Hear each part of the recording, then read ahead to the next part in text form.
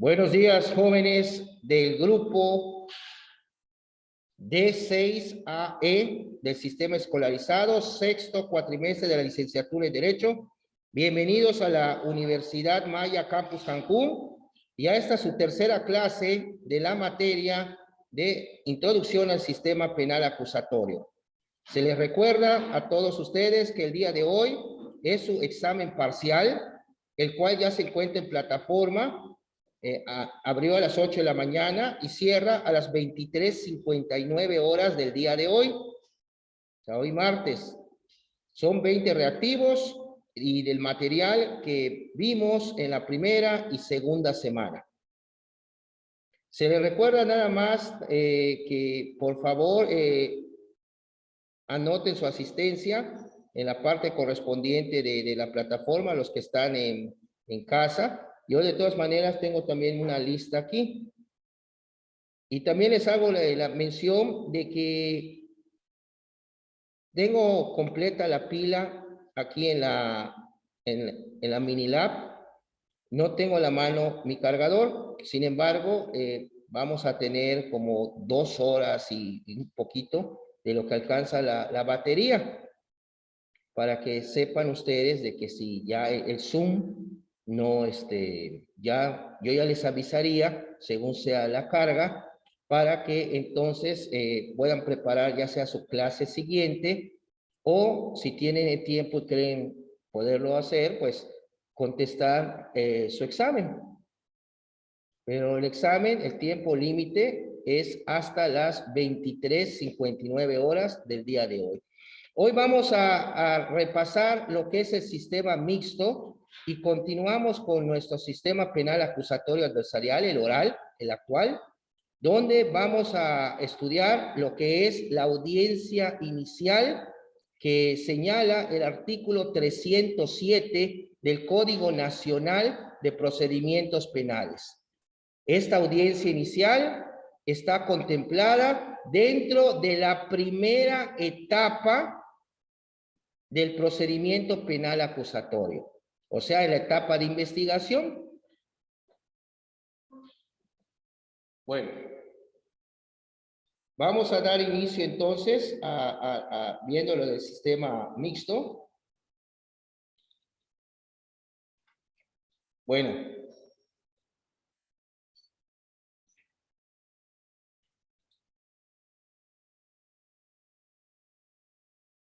el sistema mixto, jóvenes, vamos a mencionar que la razón primaria por la cual se cambia el sistema de enjuiciamiento penal a uno de naturaleza mixta es para dar oportunidad a los individuos a poder tener una defensa activa y participativa que mediara las fuerzas con la fase inquisitiva del procedimiento penal, que era la base de investigación del delito, para poder encontrar pruebas de su comisión y quién lo cometió.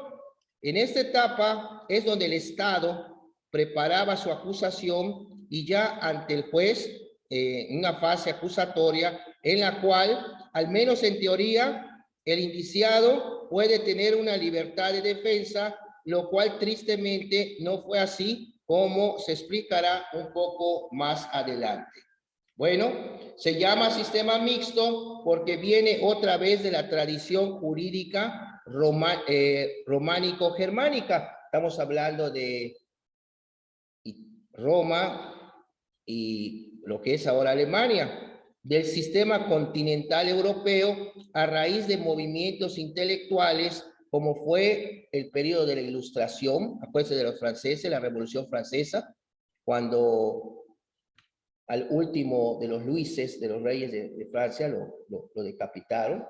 Fue todo eso como se estaba acabando el absolutismo y estaba predominando las ideas liberales de los enciclopedistas franceses, como podemos mencionar a Montesquieu, Diderot, D'Alembert, Juan Jacobo Rousseau, que es el creador de su obra El Contrato Social, todos ellos. Voltaire, o sea, hay que recordar a Voltaire.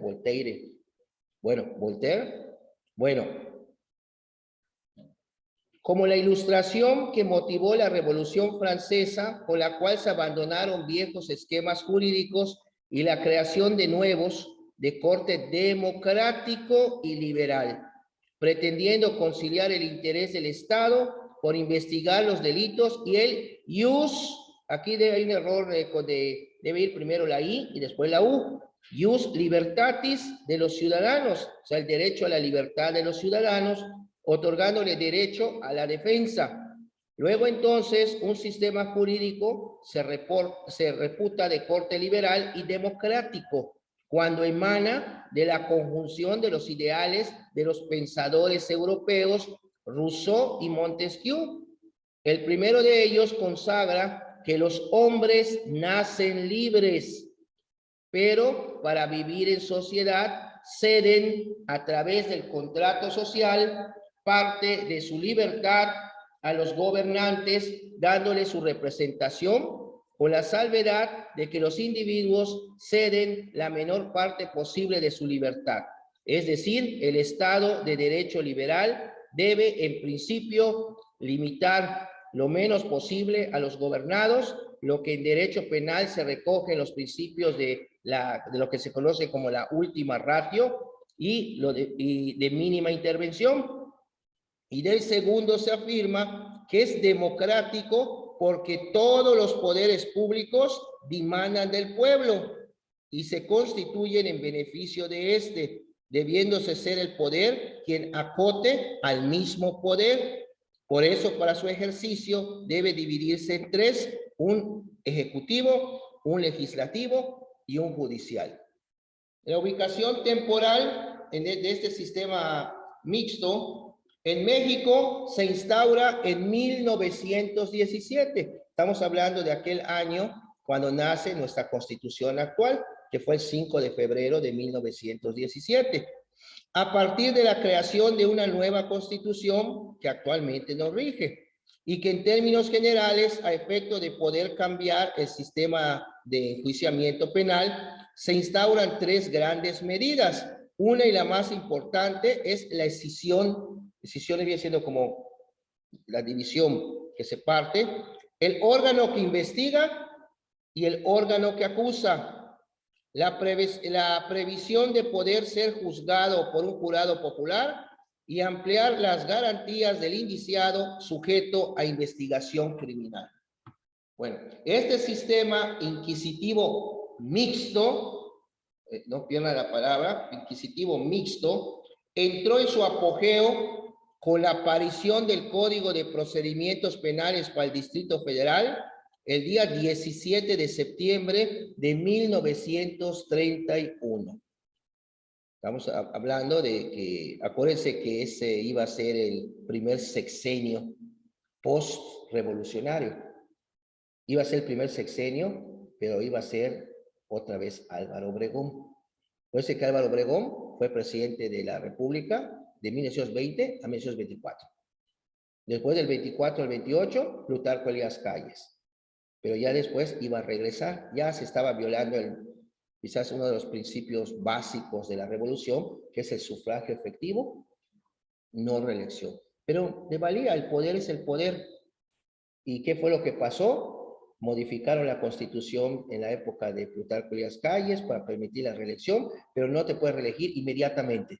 Tienes que esperar un periodo, un cuatrienio, para que puedas. Pero fíjense, ya no se conformaba con otros 4 años, ahora querían 6. Ahí empezaba el sexenio. ¿Y qué fue lo que pasó? Vinieron las elecciones, ganó Álvaro Obregón. ¿Y qué pasó aquí? Simplemente no lo dejaron tomar protesta como presidente, lo matan en la bombilla en julio de ese año, del 28, y tuvieron que nombrar primero un presidente interino, Emilio Portes Gil, para que convocara elecciones. Queda como presidente el ingeniero Bonilla, que le decían el nopalito, pero es que crueles son. No había memes en aquel entonces, pero siempre el mexicano ha sido de poner apodos por algún defecto que tengas, ¿no? Así o que te pareces a un animal, que así te ponen los apodos.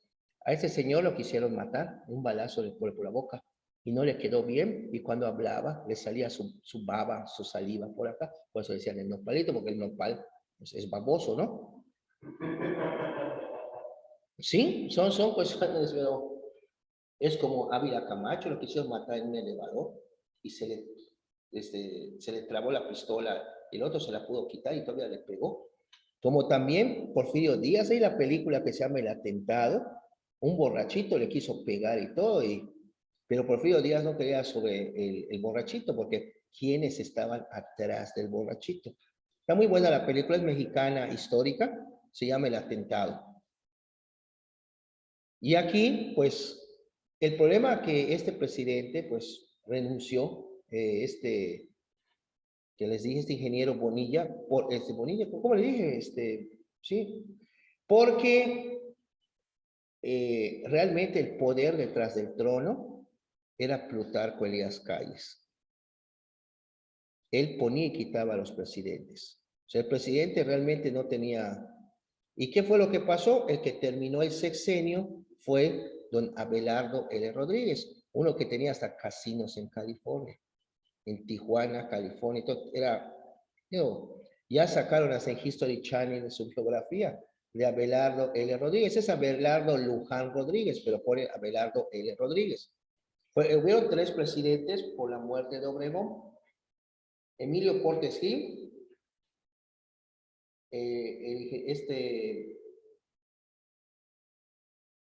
Bonilla, el ingeniero Bonilla, si no me equivoco, y Abelardo L. Rodríguez. Y fíjense, después terminaron los 6 años, así ellos 3, ¿a quién iban a poner como candidato? El PRI se creó desde la época de Plutarco Elías Calles, del 29. Bueno, ya no era presidente, era era la época del maximato, era el jefe máximo de la revolución, pero porque pues, cuando decía, es más, cuando preguntaban, ¿quién mató a Obregón? Cállese. Ya veo con el chiste decir, cállese a quien está diciendo que quién mató a Obregón. Cállese. O sea, él quedó como el único indiscutible, todos los demás, y el último era Álvaro Obregón. Entonces, él se queda y que ponen a, ¿cómo se llama? Como candidato del antiguo PRI a don Lázaro Cárdenas del Río. Pero él entró con su banderita así de que está bien, a mí me dan la candidatura, ganó a los 2 años, sacó de México a Plutarco Elías Calles, a Luis Morones y a otro que no me acuerdo, y los mandó a Estados Unidos. A Calles le mandó el ejército a su casa y con todo y pijama lo llevaron al aeropuerto y vámonos para Estados Unidos, exiliado. Ahora sí, no hay nadie atrás del poder del presidente. Es el presidente. Estamos hablando de 1936. Y fue gracias a Cárdenas que se devolvió el territorio a Quintana Roo. Porque el territorio se creó en 1902 por el problema de que Yucatán no podía con la sublevación de los mayas. Entonces, la federación se hizo cargo, pero le quitó a Yucatán lo que es ahora Quintana Roo, pero empezó como territorio de Quintana Roo. A mediados más o menos de la revolución, desaparece el territorio y se lo divide la mitad del centro al norte para Yucatán y del centro hacia el sur para Campeche. ¿Y qué pasó? La gente que vivía allá, de repente nacías en un territorio federal y ya, bueno, dicen que son yucatecos porque estás en la península, pero ya por la cuestión estatal. ¿Y qué fue lo que pasó? Se formó un comité pro territorio de Quintana Roo. Y así estuvieron, dale y dale, después de la revolución. Y cuando llegó la época de Cárdenas, en que estaba en su campaña, dijo, no, si llego a ser presidente, les regreso el territorio. Y sabía que él iba a ser presidente. Y llega y devuelve el territorio a Quintana Roo. Y así estuvimos desde 36, más o menos 35, 36, no recuerdo, hasta 1974, cuando el territorio de Quintana Roo pasa a ser ya un estado. El 8 de octubre de 1974.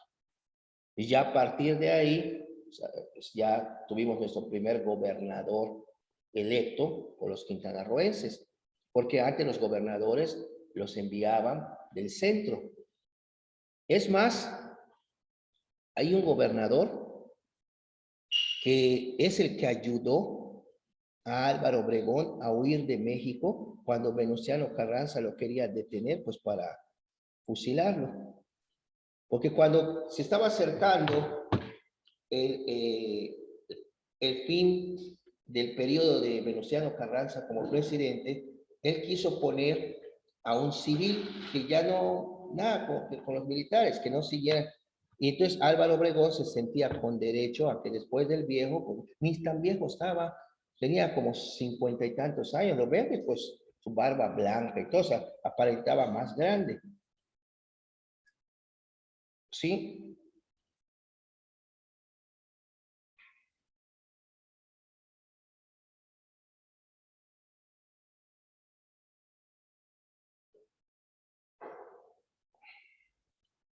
Miren, ahorita les voy a decir.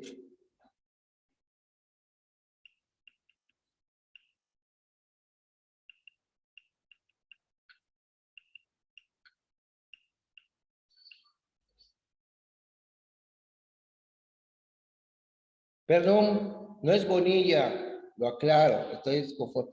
Es Pascual Ortiz Rubio, el nopalito. Bonillas es al que quería dejar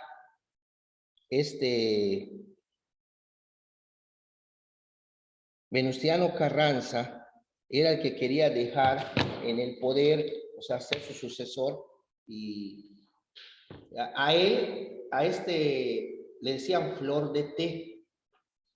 Ahí no sé por qué le decían flor de té a Ignacio Bonillas, pero no dejó Obregón, se levantaron los sonorenses en armas, tuvo que huir a Veracruz, Venustiano Carranza, en un tren, todo el patrimonio de la nación, su huerto, todo ahí se fue, pero como se los estaban ya esperando, se tuvo que bajar y a caballo, se internó ahí en el monte de lo que es Tlaxcalaltongo, en Puebla, y ese día estaba lloviendo mucho, y ahí en su choza, durmiendo, se lo echaron.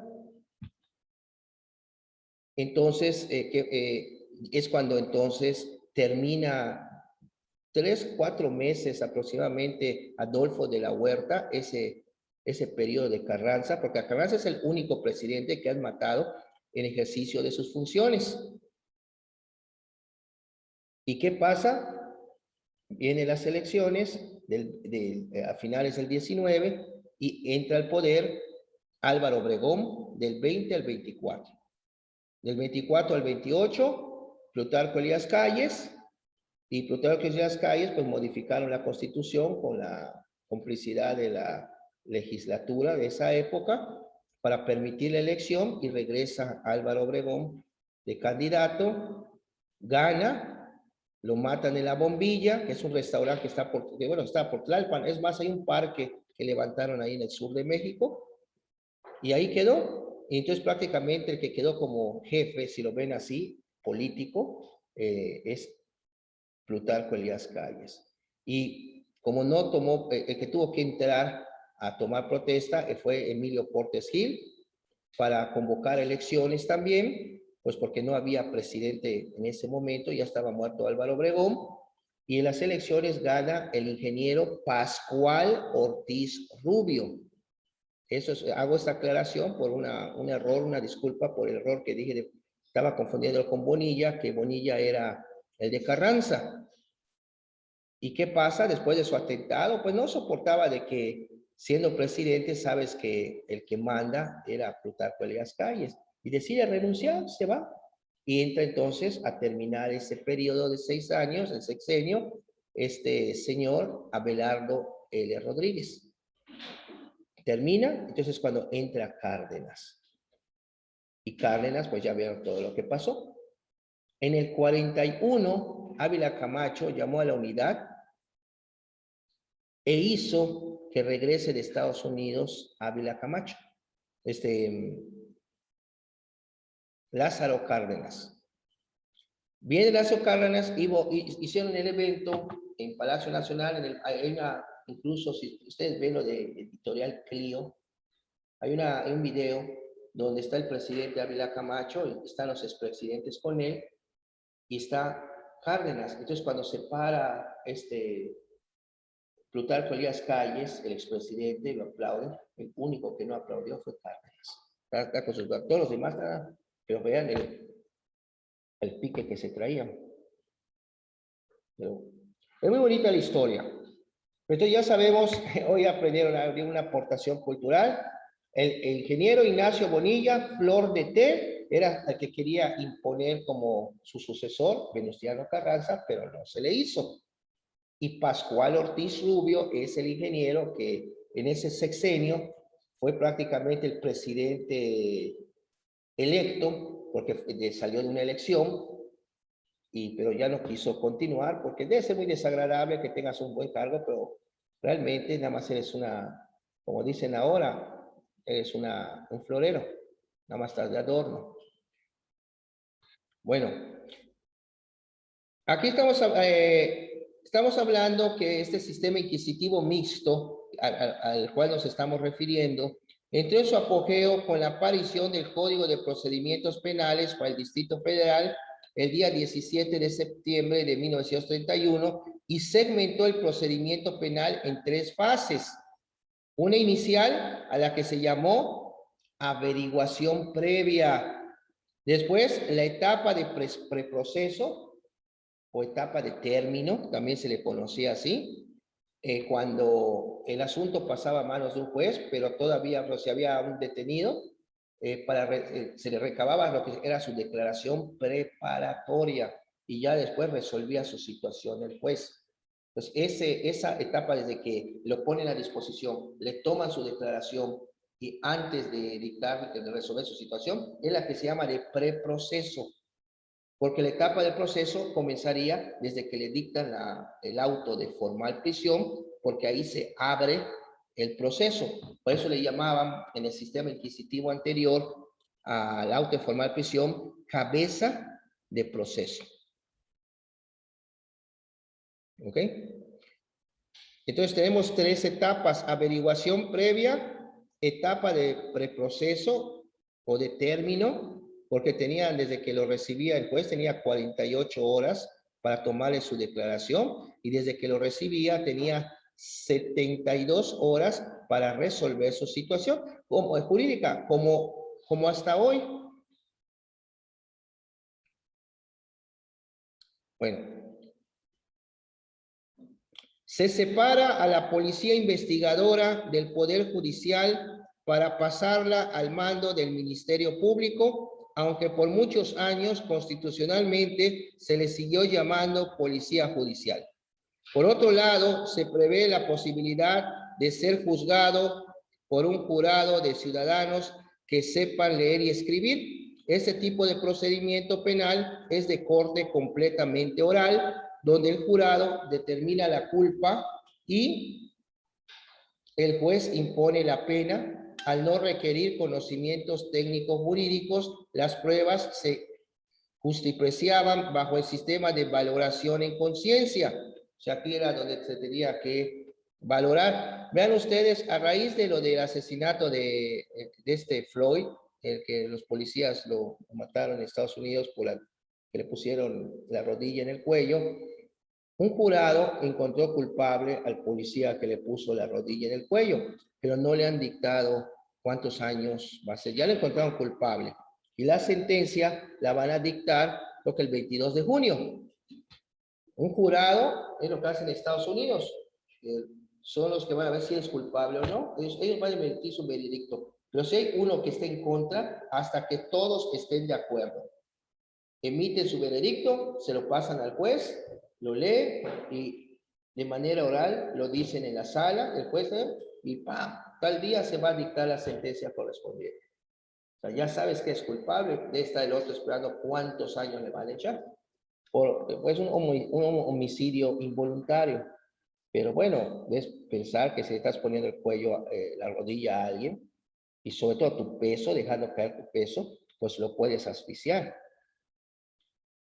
Pero bueno, ok, la policía judicial era, porque antes cumplía los mandatos del Poder Judicial, se siguió llamando por mucho tiempo también Policía Judicial, pero ya estaban bajo el mando del Ministerio Público.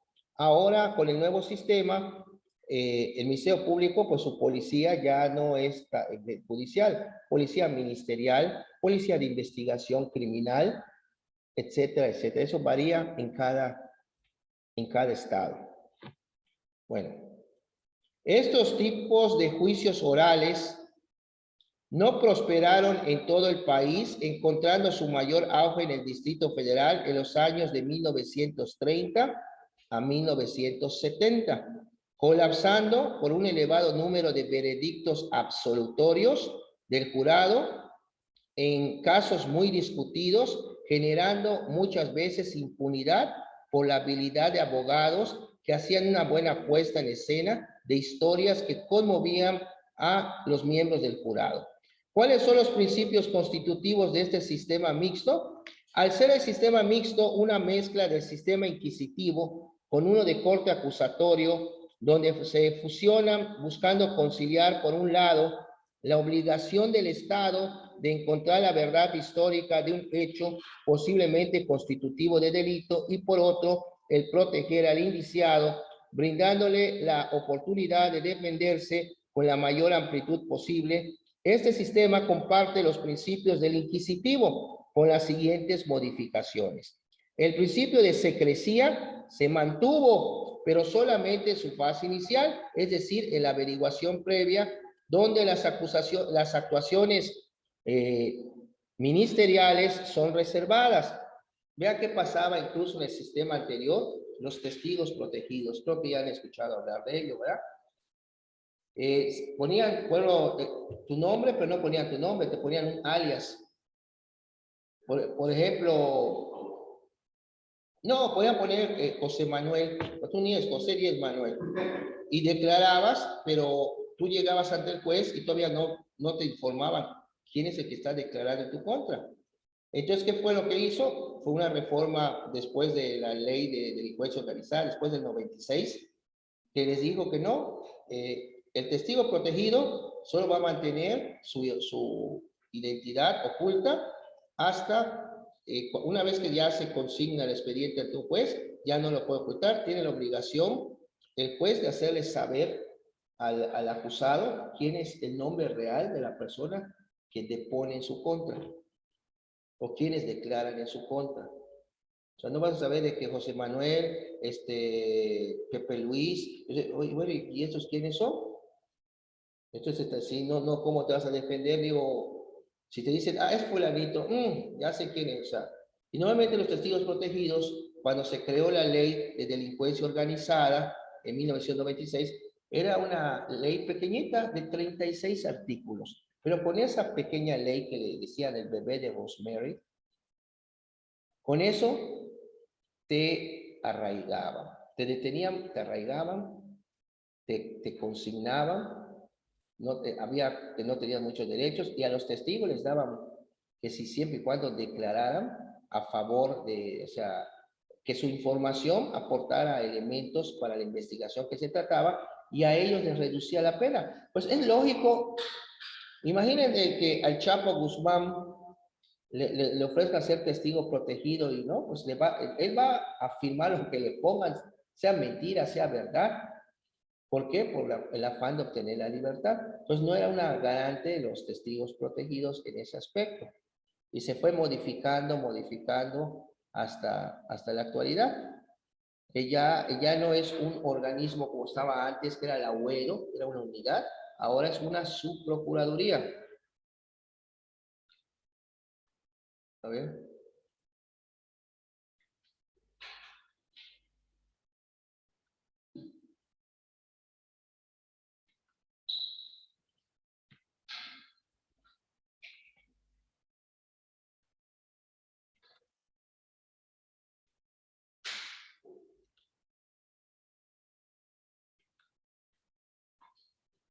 Bueno, por eso se decía que el principio de secrecía del sistema anterior, sistema inquisitivo mixto, vamos a decirle así, pues no se podía estar dando información de lo que había en el expediente de averiguación previa, lo que estaba investigando el Ministerio Público.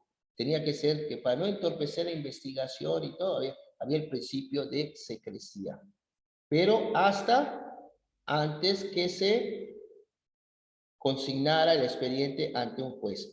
Después tenemos el principio de inmediatez. Pasa incólume, o sea, completo, prevaleciendo en todo momento que las primeras declaraciones iban a ser las de mayor valor probatorio, que en vez que las segundas y las terceras, porque se consideraba, acuérdense cuando lo vimos, el inquisitivo, de que las primeras declaraciones pues están muy cerca en el tiempo de cuando acontecieron los hechos. ¿Ok?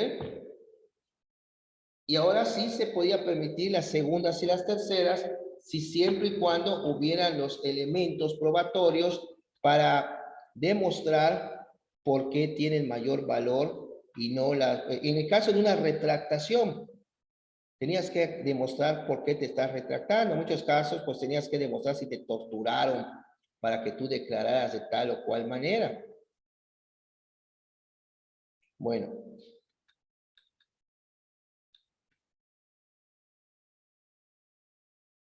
Tenemos también en el sistema aquí mixto, como vemos aquí, a los que están en casa,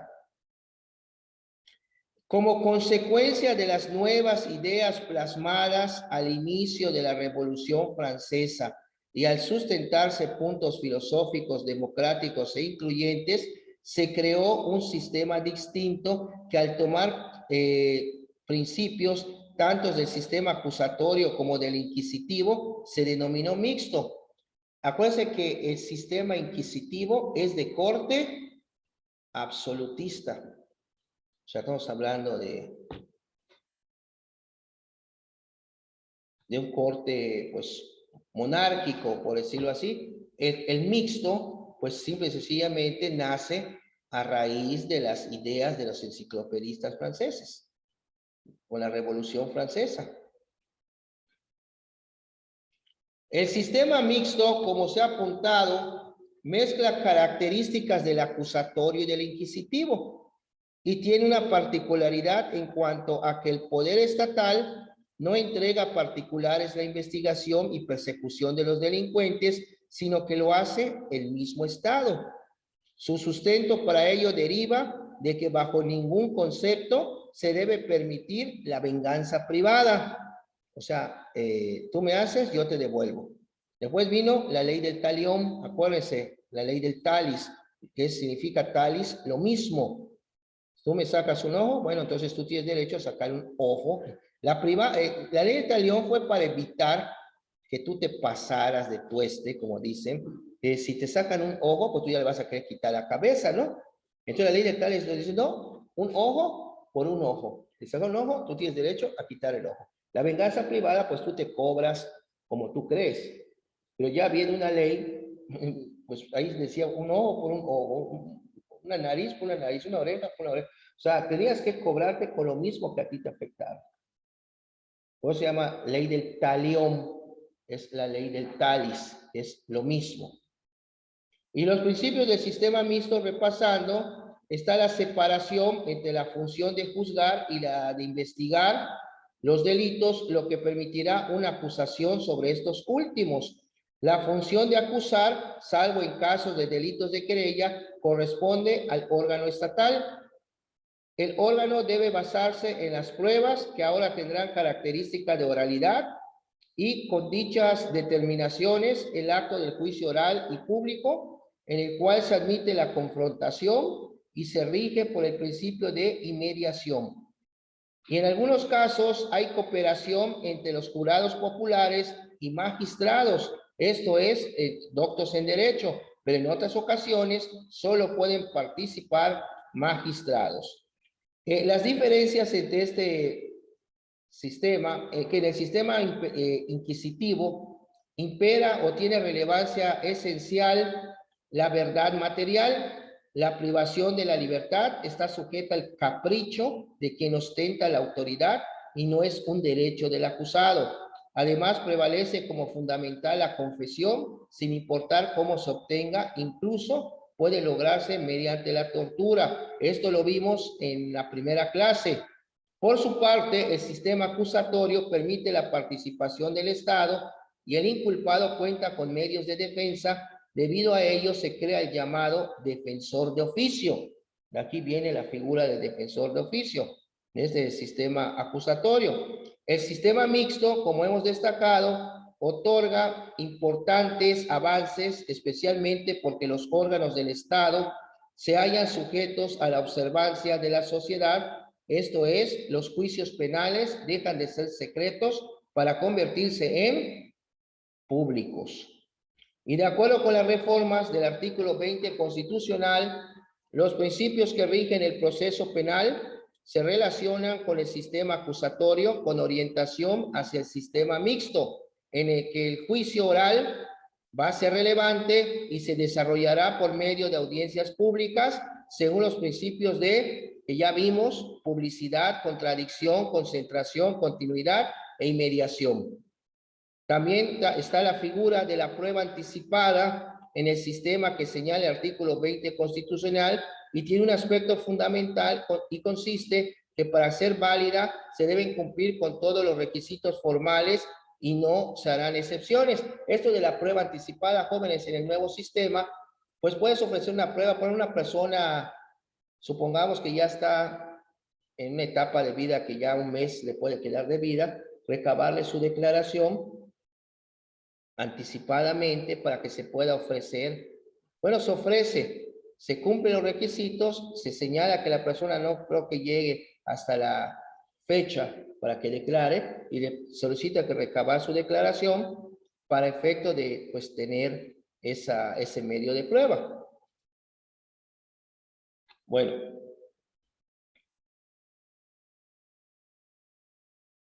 Ya nos queda un minuto, jóvenes, los que están en casa.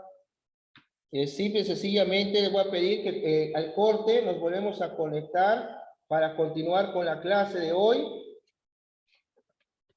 Y por favor, voy a pasar lista de conforme a los que yo vaya viendo aquí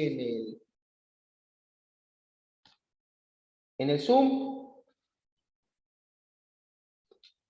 Si hay alguna pregunta, regresando, nos vamos al sistema de justicia penal acusatorio actual.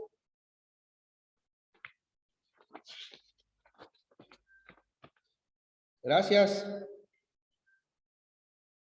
Regresamos después del corte, como si estuviéramos en la televisión. Tengan a la mano su código nacional, en específico el artículo 307. Vamos a hacer unos ejercicios.